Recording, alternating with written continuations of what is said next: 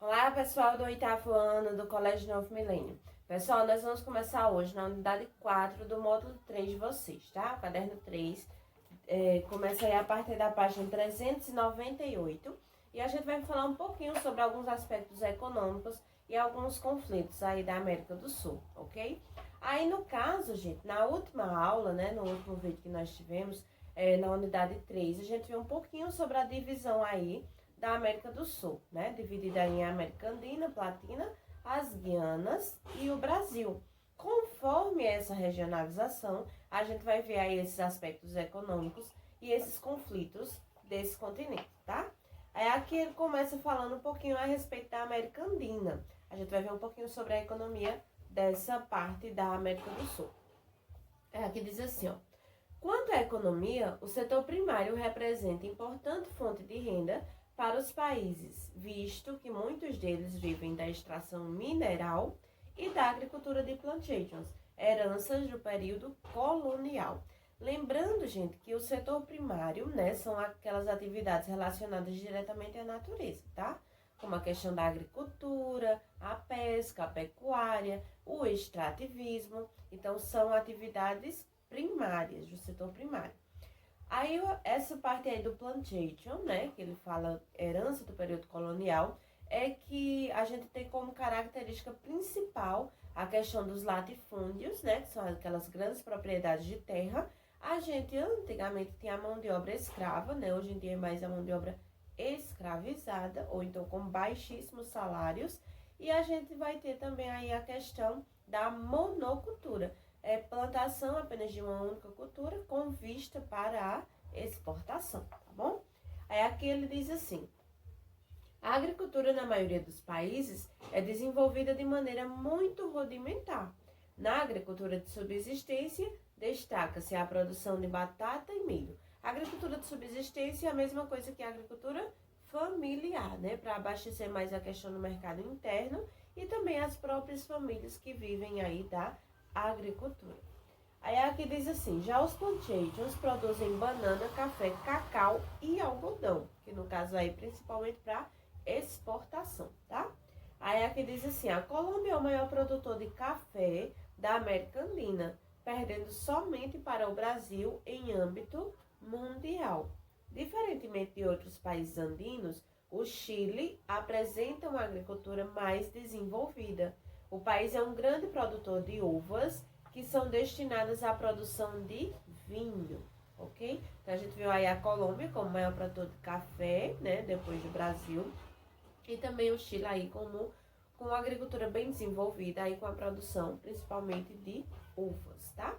Aí aqui temos duas imagens, né? Uma imagem aí dos vinhedos na região do Vale de Maipo, próximo à capital do Chile, e temos uma imagem aí do café colombiano. Aí aqui diz assim, o café colombiano tem ótima qualidade graças a uma combinação de fatores, como altitude, solo fértil e técnicas que são empregadas, ok?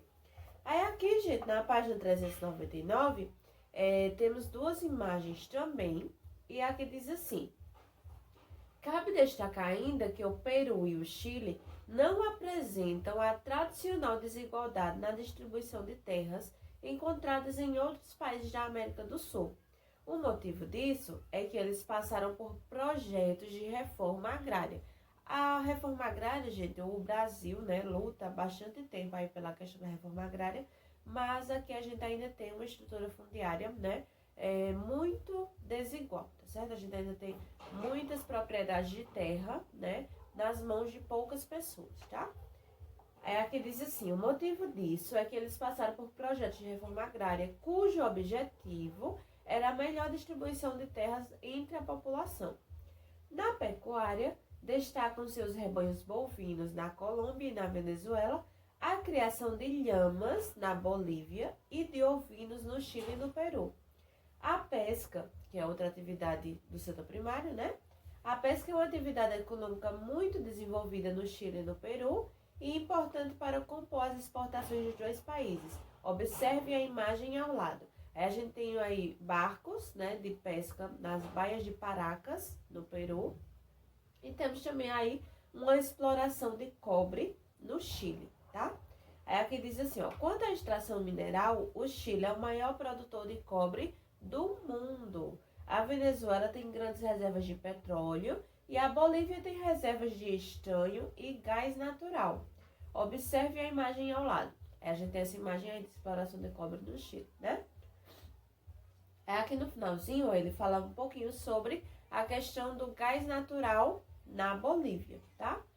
Aí temos aí um mapa, né, mostrando a questão da exportação de gás da Bolívia para o Brasil.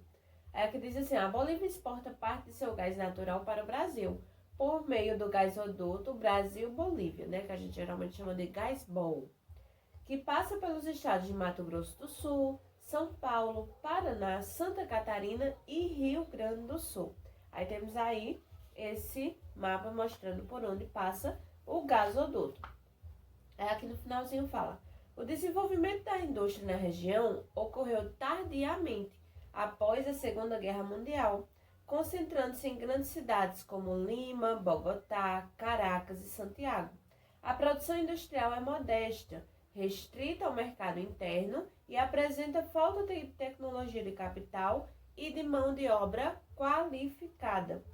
O Chile e a Venezuela são os países mais industrializados da região, com destaque para as indústrias têxteis, alimentícias, siderúrgicas, químicas e petroquímicas, tá? Que são principalmente indústrias de base. Então, pessoal, a gente vai voltar na continuação aí com a América Latina. Então, pessoal, vamos voltar aí falando um pouquinho sobre a América Latina, tá? Nós temos uma imagem aí mostrando a pecuária bovina no Uruguai. Aqui diz assim, ó, em relação ao setor primário, o Uruguai destaca-se na pecuária de ovinos e bovinos.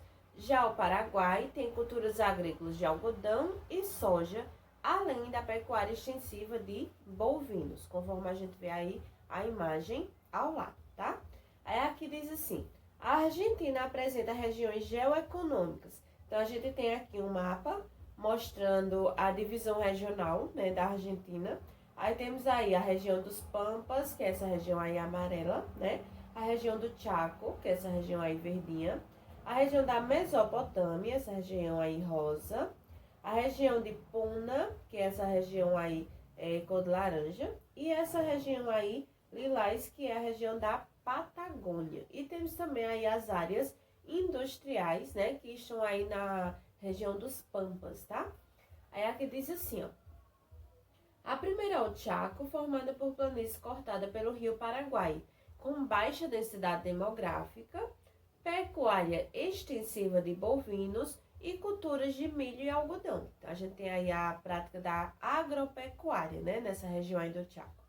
Aí a segunda, os Andes argentinos, tem relevo acidentado, com clima seco, produção de vinhas e extração de petróleo.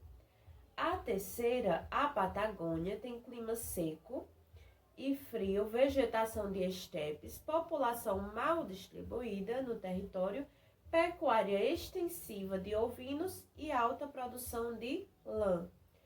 Os Pampas, né, no caso essa parte aí maior, nessa região amarela, os Pampas é a quarta região, é a mais importante região geoeconômica, com planícies, solos férteis, clima temperado úmido, vegetação herbácea, que é uma vegetação mais rasteirinha, mais gramínea, né? Agricultura de trigo e soja, além de centro industrial do país, que são essas áreas industriais que estão aí grafadas com esses tracinhos, né? Esses tracejados. Aí que são em Buenos Aires, Rosário e Córdoba, tá? Aí temos uma imagem aí da produção de trigo nos Pampas argentinos. E temos outra imagem aí, ó, da cultura de uvas em Mendonça, ao fundo mostrando o ponto mais alto da América, o Aconcagua, que tem 6.961 metros de altitude, tá? Que no caso é o ponto mais alto da América Latina. Aí aqui temos, ó, as Guianas, gente, na página 401. As Guianas começam falando o seguinte, ó.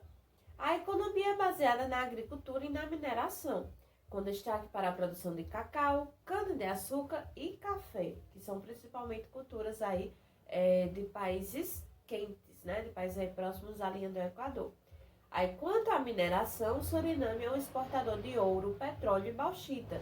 E a Guiana tem reservas de bauxita, petróleo e gás natural.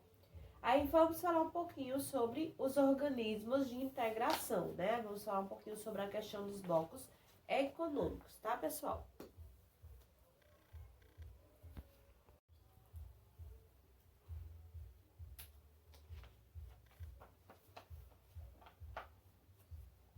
Então, pessoal, ó, temos aqui falando um pouquinho sobre os organismos de integração, né?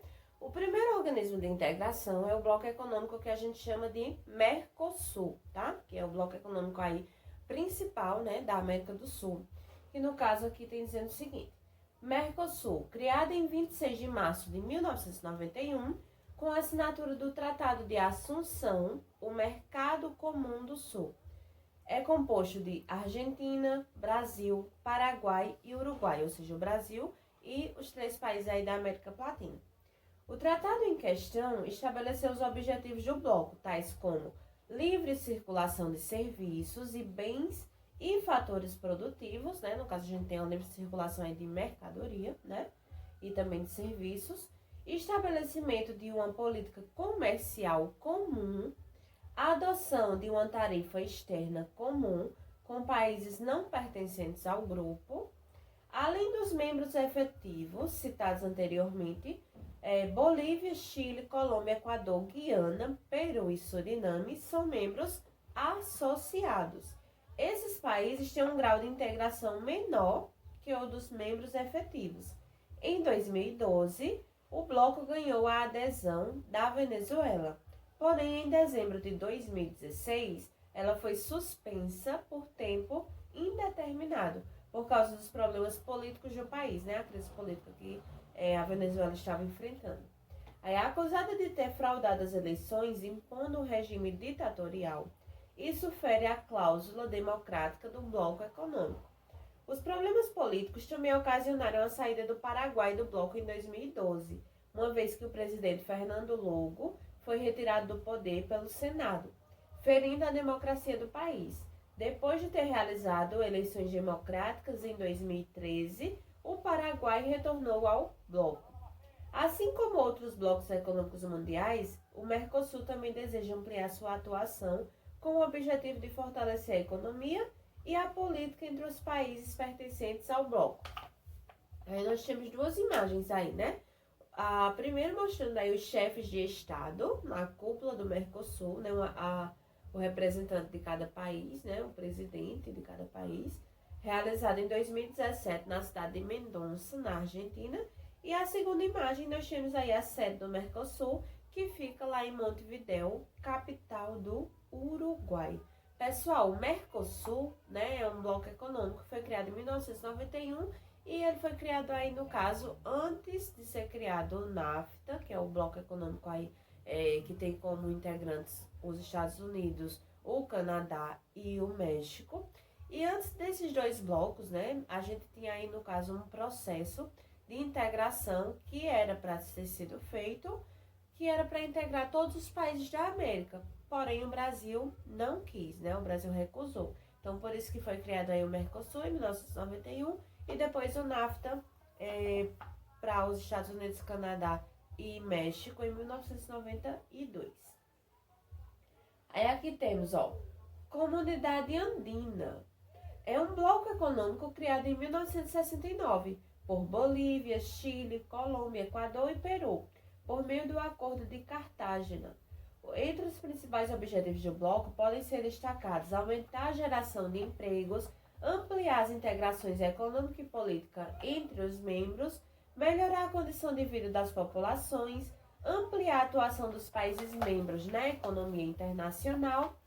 E em 1973, a Venezuela aderiu ao bloco e em 2006 anunciou a saída dele, que foi oficializada em 2011, que aí no caso em 2012 ela entrou no Mercosul, né? E saiu em 2016. Aí tal decisão foi tomada pelo então presidente da Venezuela, Hugo Chávez, depois que a Colômbia e o Peru firmaram acordos com os Estados Unidos.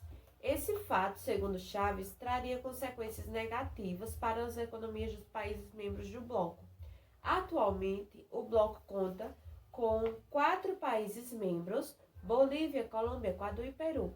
Isso porque o Chile deixou o bloco em 1976, com o objetivo de ampliar seu comércio com outros países.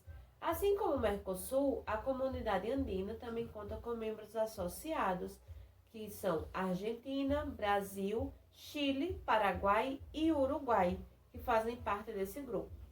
Aí nós temos aí uma atividade de jogo rápido, né? E a gente continua no próximo vídeo aí falando sobre outros organismos de integração, tá bom? Então, até o próximo vídeo.